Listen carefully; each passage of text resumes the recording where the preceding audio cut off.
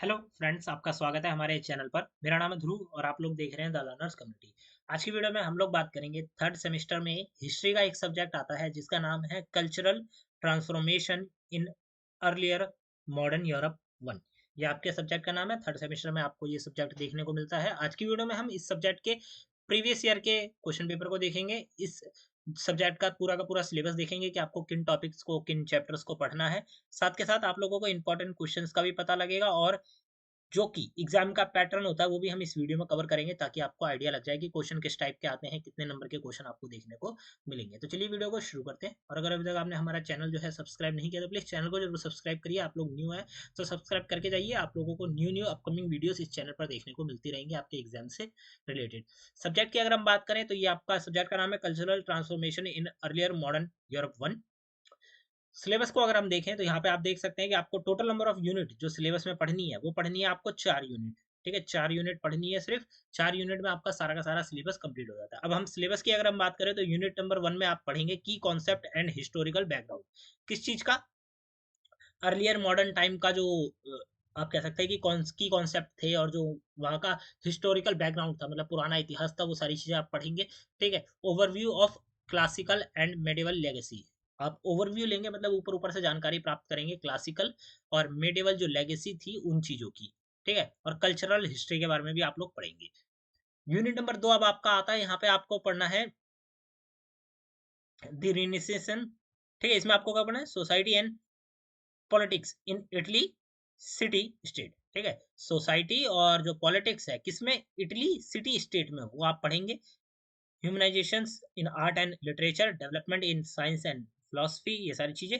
ठीक है, रीअसेसिनेशन beyond Italy, तो ये आप पढ़ेंगे यूनिट नंबर 2 में। यूनिट नंबर 3 आ जाती है आपकी अपेवल इन रिलीजन। तो इसमें आप पेप्सी पेपेसी एंड इट्स ट्रिट्स के बारे में पढ़ेंगे।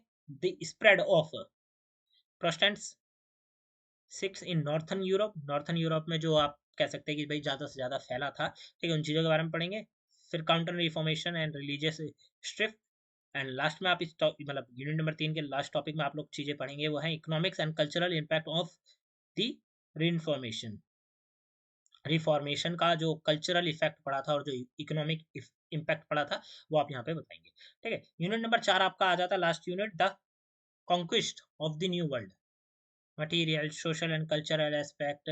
इसमें आप पढ़ेंगे case study of Portugal Portugal and Spain. Portugal और स्पेन की जो केस स्टडी है रिलेटेड इस टॉपिक के बारे में वो आप यहाँ पे पढ़ेंगे यूनिट नंबर 4 में। ठीक है, तो यहाँ पे आपका जो 4 यूनिट का चैप्टर है, 4 यूनिट की जो कंप्लीट सिलेबस है वो यहाँ पे कंप्लीट हो जाती है। ठीक है, आप लोग इजिली इन सभी टॉपिक्स के बारे में पढ़ के जाइएगा एग्जाम में, तभी आप लोग समझ पाएंगे। अब हम चलते हैं क्वेश्चन पेपर की तरफ। तो आप लोगों का ये क्वेश्चन पेपर है। ठीक है, ये आपका यूनिक पेपर कोड है। सब्जेक्ट का नाम है cultural transformation in early modern Europe one, BA program history, third semester. ठीक है, क्वेश्चन पेपर में देखें तो 3 घंटे का टाइम दिया जाएगा। 90 नंबर का जो है आपके पास आपका क्वेश्चन पेपर आपको मिलेगा। ठीक है, इसमें कोई भी एक लैंग्वेज आपको प्रेफर करनी है, उस लैंग्वेज में ही पूरा आंसर लिखना है। साथ के साथ आपको सिर्फ 4 क्वेश्चन के आंसर देने हैं। ठीक है, 4 से आपको ज्यादा आंसर नहीं देने हैं। 4 क्वेश्चन आप लोगों को अटेम्प्ट करने हैं और हर एक क्वेश्चन जो है सेम नंबर का है। क्वेश्चन की तरफ चलें तो आपका क्वेश्चन नंबर 1 यहाँ पे दिया गया है, सीधा सीधा मैप बेस्ड क्वेश्चन है।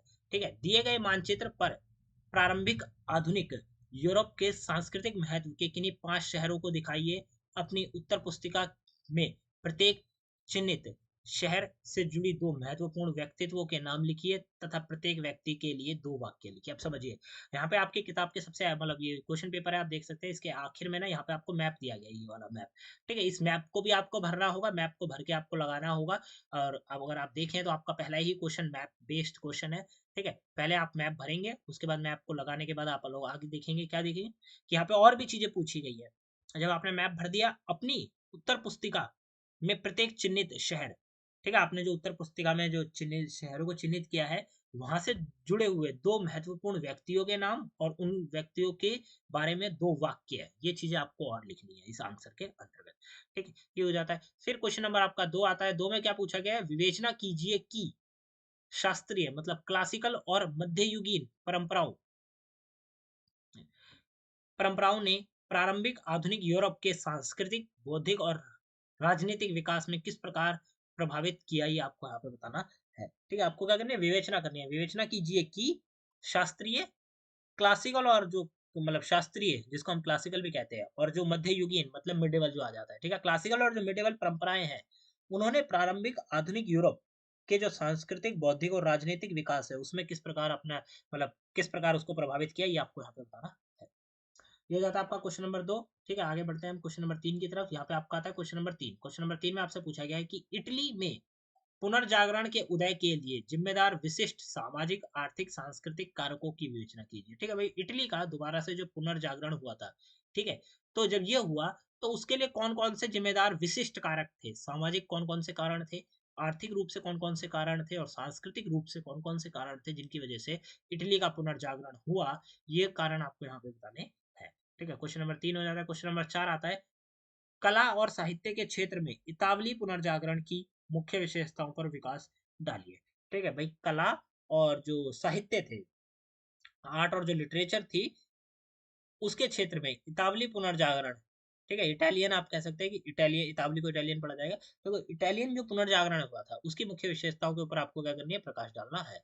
तो ये हो जाता है आपका question number 4 complete. Question number 5 आप देखेंगे, यहाँ पे आपसे पूछा गया है कि प्रारंभिक आधुनिक यूरोप में धर्म सुधार के प्रमुख कारणों की विवेचना कीजिए। प्रारंभिक आधुनिक यूरोप, जो शुरुआत में भाई आधुनिक रूप से यूरोप था, तो उसमें धर्म सुधार के लिए जो प्रमुख कारण थे उनकी आपको यहाँ पर विवेचना करनी है। ये हो जाता है क्वेश्चन नंबर 5। क्वेश्चन नंबर 6 आपका आता है, जिसमें आपसे पूछा गया है कि धर्म सुधार आंदोलन ने यूरोपीय समाज, राजनीतिक और सांस्कृतिक को नया आकार देने में किस प्रकार योगदान दिया।